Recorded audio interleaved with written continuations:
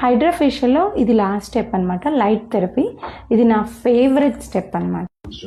Red light వచ్చేసరికి కొలాజిన్ని stimulate చేస్తుంది, fine lines and వ్రింకిల్స్ని reduce చేస్తుంది.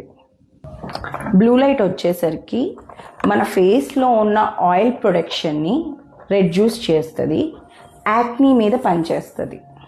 గ్రీన్ లైట్ వచ్చేసరికి మనకి డార్క్ స్పాట్స్ పిగ్మెంటేషన్ని లైట్ చేస్తుంది, అంతేకాకుండా మన స్కిన్ని బ్రైట్ చేస్తుంది. ఎల్లో లైట్ అనేది సెన్సిటివ్ స్కిన్ మీద బాగా పనిచేస్తుంది.